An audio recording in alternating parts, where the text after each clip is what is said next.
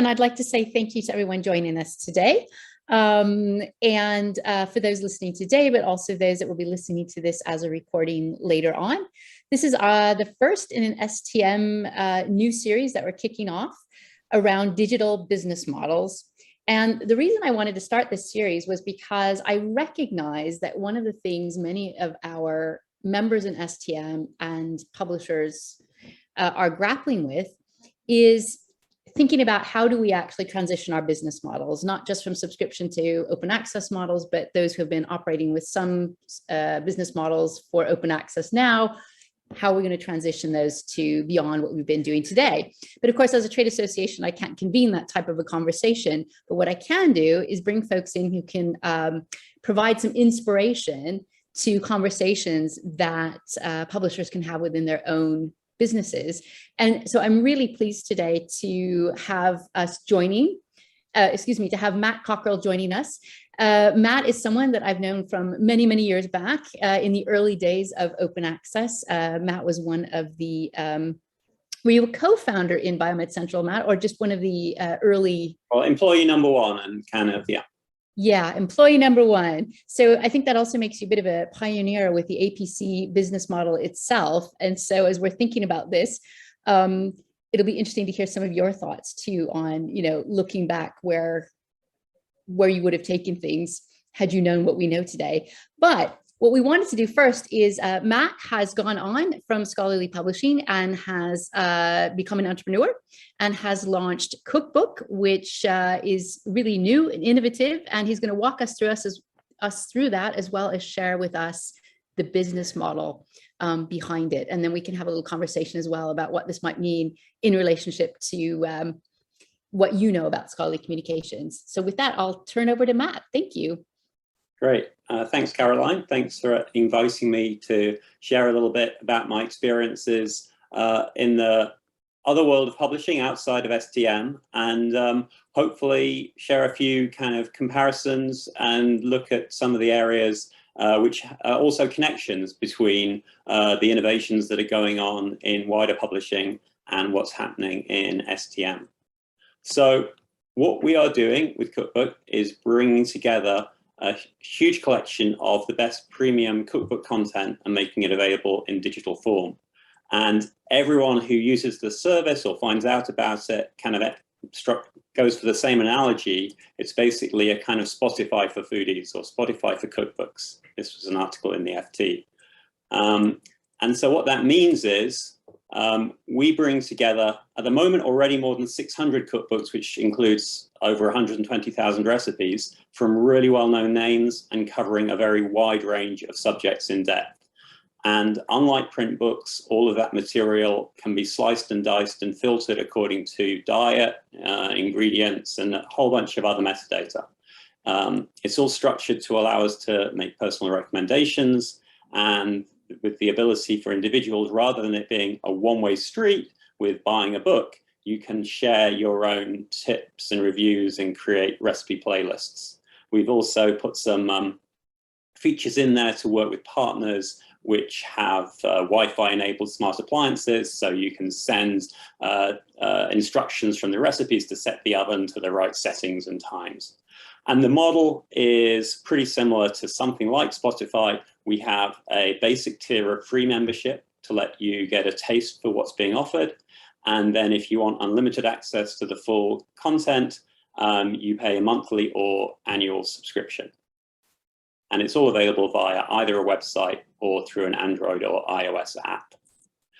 And this is a little snapshot to give you a sense of the type of content. These are actually ordered by popularity, a whole very wide range of different genres, different types of books, some very professional books, very chefy books, but also some really like Prue Leith and some really quick books, lots of vegetarian and vegan, but also lots of traditional French. It's a bit like with music. There's just a whole range and everyone's looking for something different. Now, that means that there are obviously hundreds of thousands of cookbooks out there. And how did we go about deciding what to bring together, what it would be practical to bring together to launch the service? And what we did there was to go to hundreds and hundreds of famous chefs and authors like Nigella and lots and others, Fergus Henderson pictured there, to ask them for their top 10 cookbook recommendations, specifically books which they kept going back to. And partly that was this kind of curation so that you can cut through the noise is really valuable to users, but it was also making a virtue of necessity in that we wanted to figure out what we could offer that wasn't being offered elsewhere and that it would be practical to get started with. And we could see that the traditional publishing industry was really focused on just always bringing out a new book for Christmas, and that was the big thing on TV at the time, and they'd be doing a big push on selling those few books right then. But that meant that there were real long-term value books, which were just people kept going back to and were really valuable, and publishers really weren't interested. And the economics of print meant that those books actually went out of print and were barely available so much. So this seemed like an area where the user was being underserved by the publishers, but also very much the authors were being underserved because they'd created this work, people were still using it, it was still on their shelves, and they were still actually, really valued that book, but it wasn't continuing to generate revenue for the author. So we felt there was a win-win here if we could find some of those classics and give them a new lease of life in digital form. And if we look at the relationship between what we do and what the print cookbook does, essentially there are some things which simply work better digitally. And obviously print does certain things. Print books have got more and more beautiful with high production values, and they are great for browsing through. But they're not available wherever you are, they're not in your pocket. But also with some analogies to STM, the recipes build on other recipes and refer to other things and have sources. Nothing is kind of created from scratch, essentially. And that kind of citation network is very important to, in the STM world, it's very important to Google, but it didn't really kind of exist in the printed cookbook world. So it's been great to be able to add those links in, going back sometimes to even Victorian works, which have got recipes which have continued to be adapted into the future. And one of our first advisors was Felicity Cloak, and later, in fact, next month, we're going to be adding her Completely Perfect book. And what's great about that series of columns she publishes in The Guardian is that all of the recipes are kind of a perfect recipe drawn from lots of different sources and taking the best elements and comparing and contrasting recipes from different chefs and different cookbooks. And that's the kind of thing which kind of only really properly works in an online environment. So this is showing in a way how what we're doing is complementing what's done in print. And there's a lot of other things you can do. We don't do all of these things yet. So for example, this ability to convert units from American units to metric, or to integrate directly with online grocery. We're not doing all of those things, but to give you a sense of some of the things we are doing, we've got very powerful search filters across all 120,000 recipes, this ability to create your own recipe playlists or collections, very many flexible ways to explore and discover content in different specialist topic areas, and also to enjoy the book in a sort of swipe from recipe to recipe way. So it's not just about search, but you can also dig into and explore within a particular chapter. I mentioned we also have community features in terms of comments. This is an example just to throw the connection with STM again. Actually, Liz Wage is one of our subscribers, the former head of chair of COPE, I believe, the Committee on Publication Ethics. So yeah, one of a number of STM people who's a very active cook and user of cookbook as well. Sharing a review here of a particular Prou-Leith recipe. So yeah, the core of what we want to talk about is business models. So when it comes to cookbook, it's pretty straightforward. We have a subscription model from the perspective of the end user. And then from the perspective of our licensing partners, it's a royalty share model in which the revenue, the royalties are in proportion to usage. And there's a couple of effects that has. Obviously, it means that the high-profile popular books deservedly receive an additional stream share of the pie. But it also means that books with a long lifespan go on to generate revenue over a long period of time. And that's a change which has already affected music in that it's created a much longer lifespan for significant revenue. You might not make as much with selling lots of copies of your record in the charts in the first few weeks, but the popular music goes on to generate revenue as it's played over a number of years. So that's similar for us, that we have books from, for example, the Eagle Gastropub, which has been at that pub has been around for 25 years, was incredibly pioneering in terms of the London food scene. Gary Rhodes has just been super influential. His books are real classics. Levi Roots, for example. All of these are examples of out-of-print books now available on the Cookbook platform and generating revenue for the first time in a long time.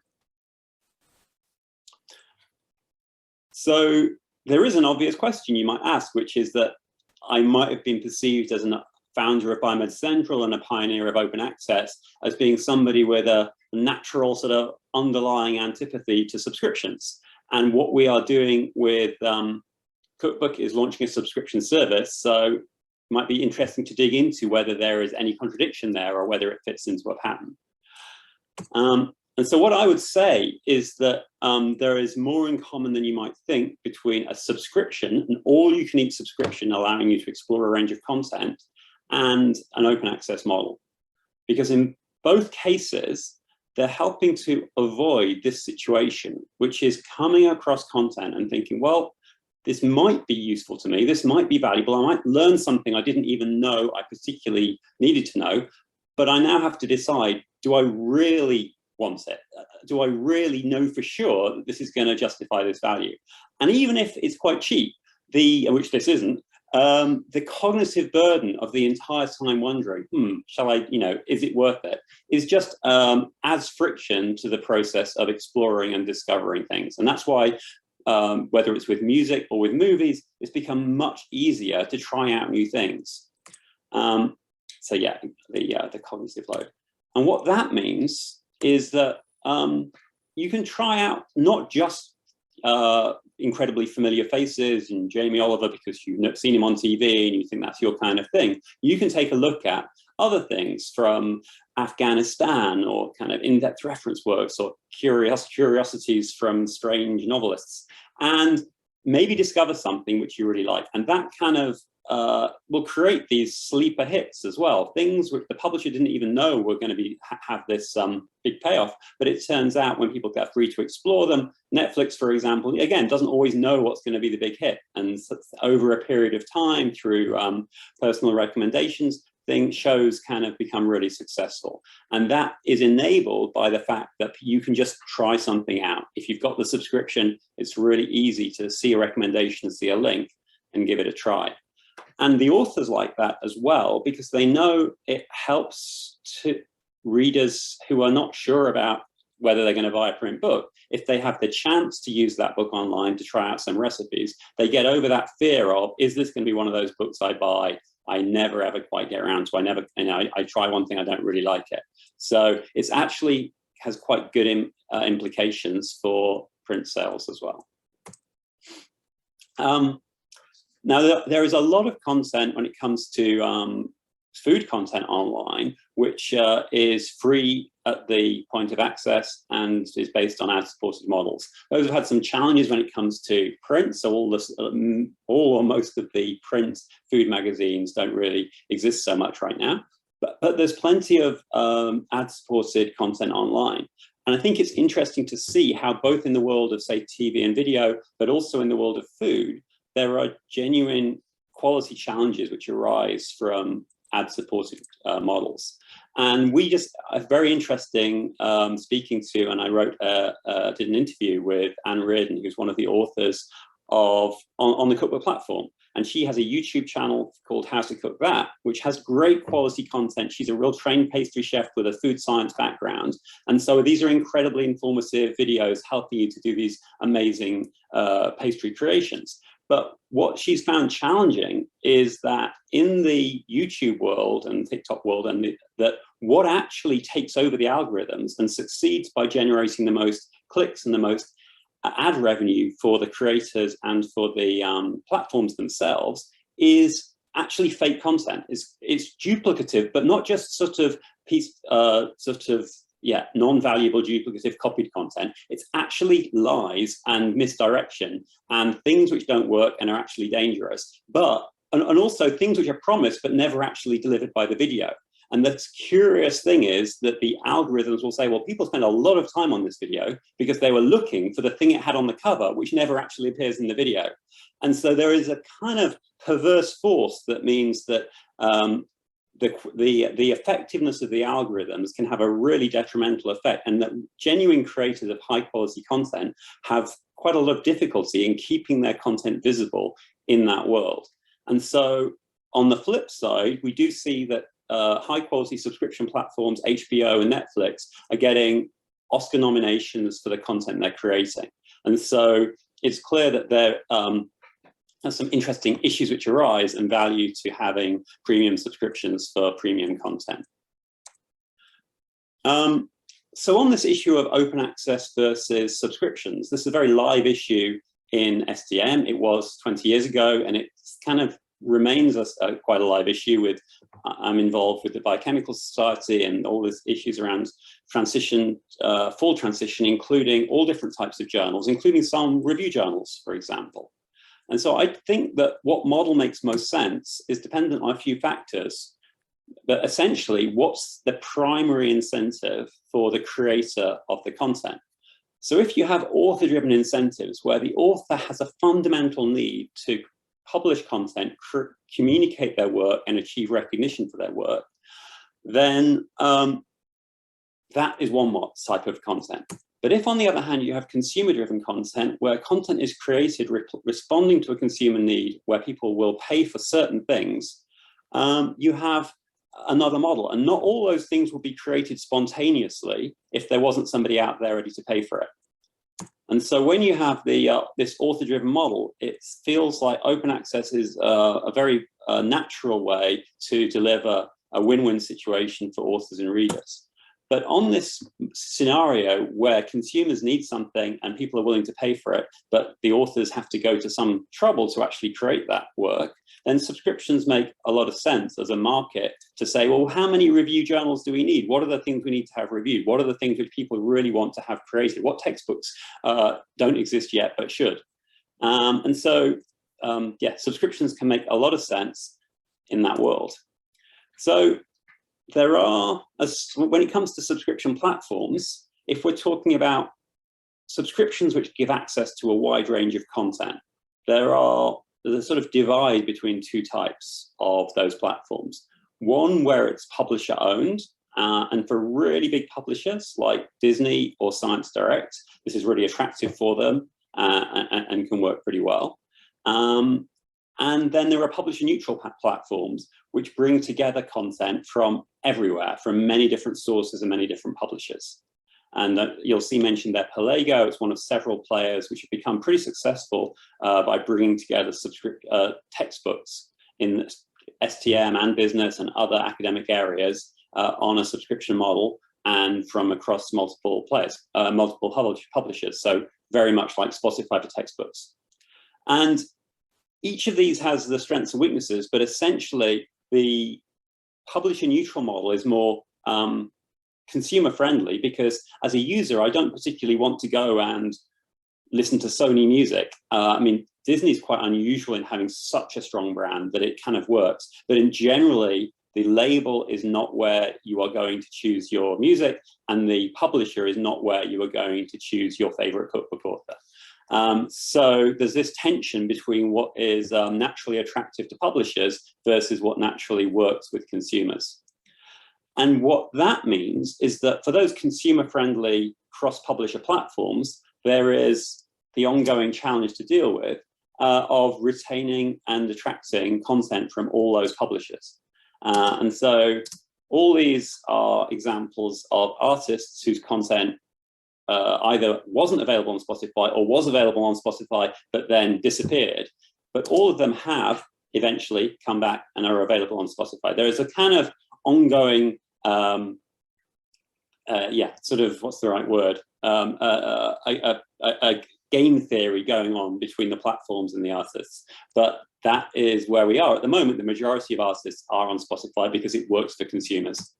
So the cookbook is no different, and there are similar things going on. So in general, Penguin Random House has a policy of non-participation in subscription journals.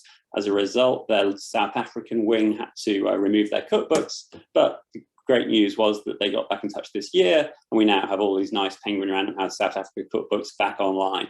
And that's just part of the life of being a neutral platform.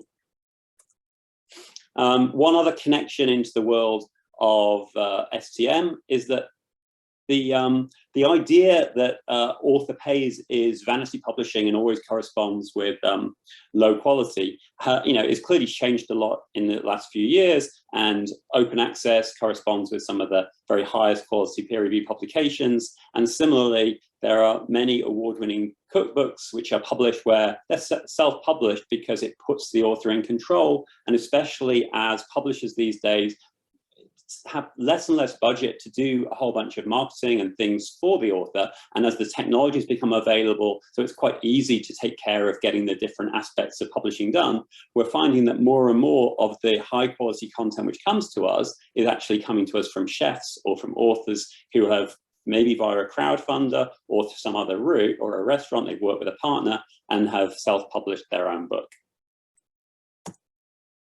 So in terms of last little segment, how do we deal with the big players, the equivalent of Disney, the equivalent, well, and specifically say Elsevier or Penguin Random House, who are most resistant to change because they are really doing best out of the status quo. And so the particular situation with books is that there were some early experiments when Kindle came out with creating subscription services for books, and publishers weren't very enthusiastic. And they, one of the issues was that they were really focused looking at fiction and then thinking, oh, how does this work? How many books is someone going to read if they buy them as individual books? And how much will they read if they subscribe? And how does that work? And it doesn't really transform the experience of reading a book. If you read a book, once you basically have to read the book, it's a commitment of that much time to read a book, and you can't read thousands of books. Whereas if you're searching across a collection of textbooks or cookbooks for recipes, actually having a lot more content and having access to that content so you can dip into it is more transformational. There is something you can create and give a subscription to, which is quite different from what you get from individual purchases. So we've been dealing with that in terms of encouraging publishers to get on board and helping them to get over their fear that this new channel, whether it's Kindle and the idea of digital full stop, or the idea of subscriptions, getting over the fear that those are things which are simply going to displace and cannibalize their existing print model. Because there's a lot of experience in different areas, different media like music and movies and scientific publications, as to what really happens as new formats and new channels and new business models come in. And there are certain things which disappear. There are certain physical formats where that physical format just doesn't add anything. And that applies to CDs and cassettes and VHS and DVD. Those things have really been disappearing. And print for a scientific journal as well has also been disappearing for a large, takes up lots of shelf space scientific journal. But on the other hand, if we look at fiction books, then print and ebooks coexist around 50-50, and audiobooks add another slice to that. And the key thing there is they're fitting different niches. There are people who would be buying low-cost ebooks who wouldn't have bought the print, and there's time people are spending listening to audiobooks, which they absolutely would not be using to read a book. You are not going to be reading a book on a treadmill in the same way you might be listening to an audiobook. So these other areas are gradually giving evidence of how new business models and new digital media can actually coexist and expand the market. And especially with cookbooks, because they do work so well as gifts and as beautiful objects and are really good for browsing, it seems very natural. They've been a very strong and healthy side of book publishing, and they will coexist, but they can continue to coexist with getting the best value from the digital form and from the subscription model. And so in terms of how we are doing that. Well, one thing, again, just to make this point, is that we're helping publishers to realize that they're not simply competing against print cookbooks. Cookbook is not about how they would compete against themselves with print cookbooks. It's saying there's time people are now spending going to the free internet, going to Google, and they're not interacting with your premium content at all. And so what you have when you go to a digital platform like Cookbook is an opportunity to catch people at that time. So it's a new market for you, and you shouldn't worry so much about your existing market. So yeah, the going back a few years, very much the perspective of publishers was that if you're not paying £25 for a book, you are or if you're not physically holding on to the book in your hands, somehow that would be, in quote, devaluing the content, which is a weird way to describe it, and it just expresses a type of fear. And what it reminded me of is, in a way, this going way back, like Google was warning me, this was a 16-year-old article that I'd pulled up, but this is the when the Royal Society was so anti-open access because of the potential disastrous consequences if anything were done to change the status quo. And that was what the Future Book Conference felt like about 5 years ago. It still felt like the print publishers were worried about disastrous consequences. But gradually, as a new generation, I think, of people are coming into management roles in those book publishers, there's a real recognition that it's obvious, whether you are producing movies or whether you are producing music or whether you are making cookbooks, you need to be getting the most from all those channels. And so that is a positive note on where we are. And to make the most of that and to help get the biggest and most fearful publishers in the door, we are launching next month an interesting adaptation and extension of Cookbook's model. So we're all familiar with pure subscription models, which is what we have with Spotify or Netflix. They have everything in one collection and it costs a flat amount. But in the last few years, there've also been a number of extended models where if you're a subscriber to a service like Disney Plus or to Amazon Prime Video, there is a whole bunch of content included in the subscription, which gives you all the benefits of free exploration of that vast library of content, which is great. But on the other hand, what about if there is something brand new and super high profile, which otherwise would be only available at the cinema? Well, in those cases, now both Disney and Amazon will let you pay a pretty substantial fee in these cases to get that early access to the newly released super high profile content. And so those two things are not incompatible. And so what we are launching next month is our a la carte selection of books, which means that whether it's Nigella Lawson or Ottolenghi or Jamie Oliver, or for example, the number 5 on our all-time top 1000, the Thomas Keller's French Laundry Cookbook, all of these are going to be available as one-time fee add-ons to their cookbook service. And so, and the partners we have on board for that are basically the biggest cookbook publishers in the world. And it's our way to step-by-step provide, if you like, an on-ramp for these very conservative publishers to see how what they have with their content is a wide range of content, including a neglected backlist they're not making the most of, but also these super high-profile books. And between those things, working with different platforms and different channels, you can make the most from the content. So yeah, that's a summary of Cookbook's business model. Thank you very much. Oh, thank you so much, Matt. That was actually quite fascinating. And clearly in setting up this business, you really dug into digital business models broadly. So I think it's really helpful to see that context. I want to say that we're opening up the chat too, if anyone would like to post some questions. And while questions are coming in, I thought I could pick up on something that I thought was quite interesting. You had a slide where you presented platforms, so publisher owned versus a neutral platform. And I suppose that's almost kind of going a layer deeper than the business model itself, because there's something that kind of separates us already and what kinds of models we might have based on that potentially. And of course, in STM, we've been very focused, I think, on thinking that our platform is a competitive advantage and therefore publishers tend to own their platform. I'm just going to ask this in a very neutral way. I'm not trying to advise anyone in any way. I have to say that as a trade association leader, but I'm just curious, could you foresee a world in which we might have a neutral platform in the STM space, or maybe groups of them, in the way that you have Cookbook, or in the way that you have some of these other players like Netflix? And is that, I mean, in a way, that's a question for the STM members more than it's a question for me. But I think it has been interesting over the history of digital STM publishing, because I was involved back, say, in 1995, when the very first journals were moving online. And at that point, a lot of publishers who were early in the game with creating platforms joined forces with some other publishers, some smaller publishers, to come onto that platform.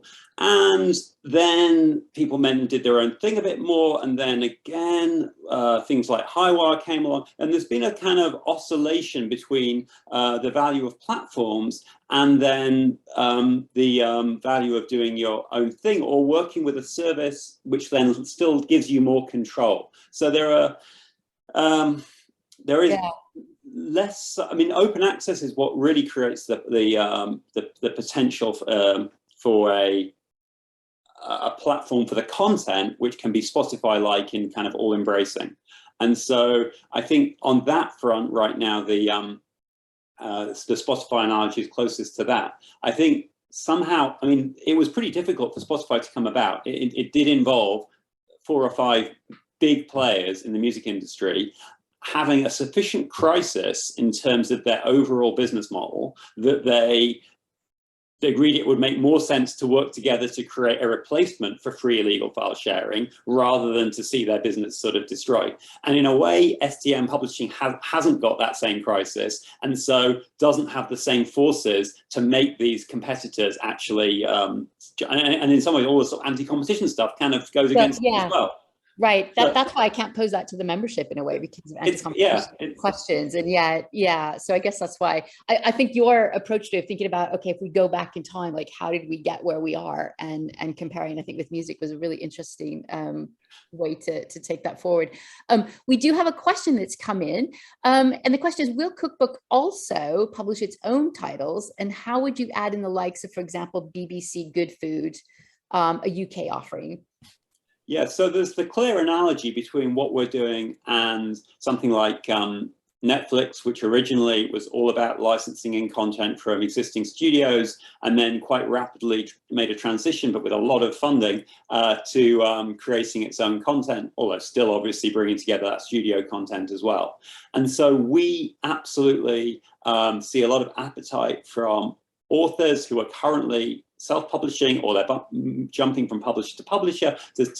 As we build those relationships, there's strong interest in, if you like, Cookbook originals, that where we become a publisher, and to a certain extent, whisper this, but kind of cut out the middleman there. So we will be doing that. We've been playing around with some different potential ideas, areas where we could do it.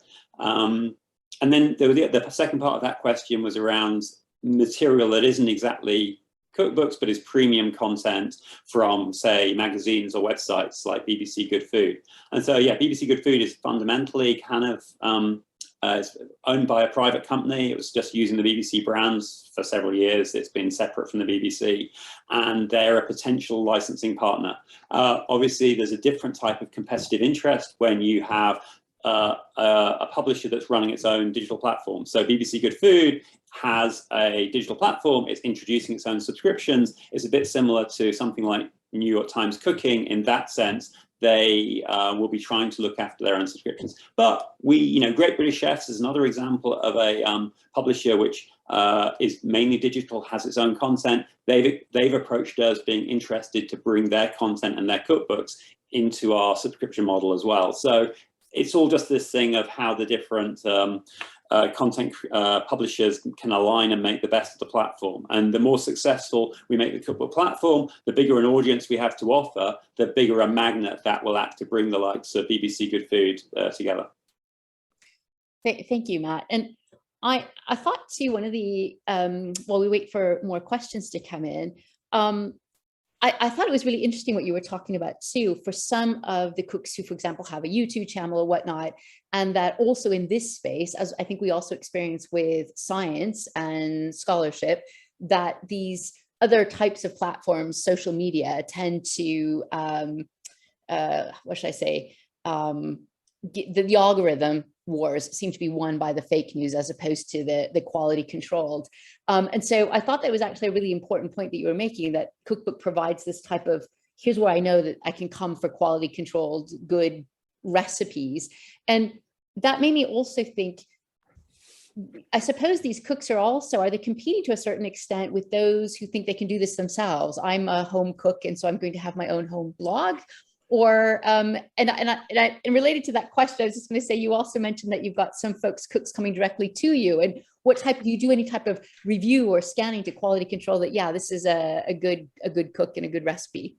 Sorry, lots of questions in one there, but go ahead. But maybe they all come down to the this analogy, which does fit between say STM and what's the world of cookbook publishing, which is, what is the value of the publisher and the imprint and the curation, and versus just getting the content out there and maybe throwing some algorithms at it. And so in the food space, there is a big chunk of freedom to get the content out there.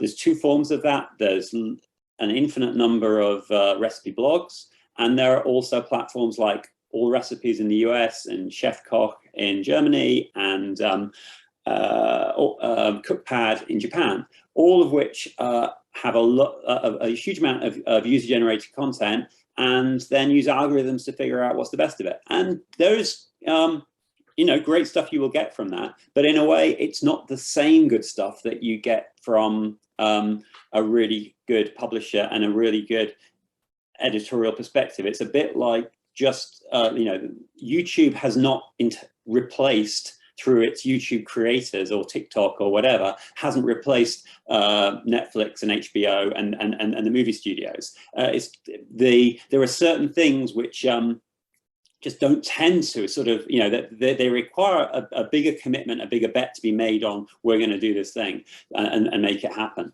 So yeah, I think you're going to always have those things coexisting, which is that if you are going to be a publisher, you have to make clear what the value you're adding is. And it's not simply printing, and it's not simply making an ebook, because you can go to Amazon's website and you can get your print book made, and you can get your ebook made, and all of those things are not what a publisher with a valuable name and an imprint is providing. But in the world of cookbooks, authors want to get published by really high quality publishers. Partly because they'll do a great job of marketing, but also because they're trusted by the book selling network and by readers themselves. So yeah, I think it does focus what your job is as a publisher to justify your existence, because preprint servers are out there. If all you're doing is a glorified preprint server, then it's not going to long-term be viable to be charging a lot for your services. Thanks. Yeah, I think you hit upon a really important point, that many of the things that we see taking place today really are bringing into question, okay, so we need to ask ourselves, what really is our role, and what is the value add that we're bringing? I wanted to ask you a question as one of these early OA folks, and I think in many ways as someone who was pioneering the APC as a business model. If you knew then what you know today in how things have developed, is there any other advice you would have given yourself then? Or do you think you would have chosen, would we have chosen the APC as the model? Because I think there were some things we thought in the early days, that it was going to easily scale, so membership programs, etc., that maybe haven't panned out exactly as we had foreseen. It's a bit like saying, to I'm trying to think, either the creator of Twitter or the inventor or the discoverer of nuclear fission, would you have done something differently had you known how it worked out? Well, there's nothing you could have done differently which would have changed the physics. And for example, the physics of kind of open access is that actually communicating research has value to authors and to funders, but on the other hand, by doing that, you create a model where you are using those funds to communicate the research. So essentially an author pays model. You kind of can't get away from the physics of the fact that that there's a risk of it being abused, or kind of so that you get paper mills and you get dubious public or publish, or what do we call them? The predatory publishers, right? So these things are just, and it's like saying you also, if you invent email, you get spam.